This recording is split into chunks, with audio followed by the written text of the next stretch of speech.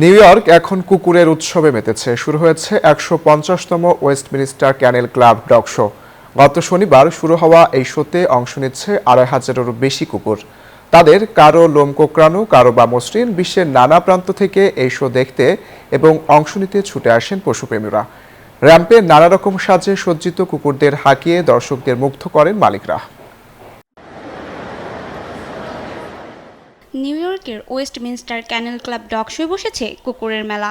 প্রায় ২০০টি বিভিন্ন জাতের কুকুর নিয়ে উপস্থিত হয়েছেন মালিকেরা। তাদের কারো রং কালো, কারো ধূসর, কারো বা সাদা, সেই সঙ্গে রয়েছে বাহারি রকমের লোম। ৩১ জানুয়ারি শুরু হওয়া এই শো চলবে ৩রা ফেব্রুয়ারি পর্যন্ত। তাই নিজের কুকুরটিকে সেরার সেরা প্রমাণ করতে চেষ্টার কোনো কমতি রাখছেন না মালিকেরা। নিজের পোষ্যটিকে আরও সুন্দর দেখাতে চলছে ব্লো ডাইং, স্ট্রেটনিং। শেষ মুহূর্তের প্রস্তুতি হিসেবে করানো হচ্ছে হেয়ার কাটিং।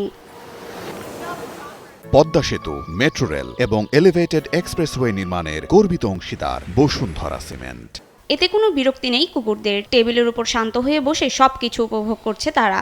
কেউ কেউ আবার হেঁটে বেড়াচ্ছে নিজের মালিকের সঙ্গে। নিজের পোষ্যটির সঙ্গে খুনসুটি করতে করতে একজন মালিক জানান, তিনি বেশ কয়েক বছরের অপেক্ষার পর এখানে আসতে পেরে আনন্দিত। এটা আমার জন্য প্রথম ডগ শো। আমি এখানে আসার জন্য কয়েক বছর ধরে অপেক্ষা করেছি। এটার অনুভূতি অন্যরকম। আমি এই আয়োজনের প্রশংসা করি।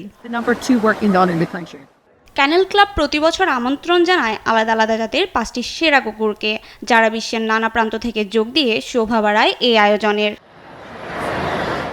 চৈতি রয়, নিউজ 24।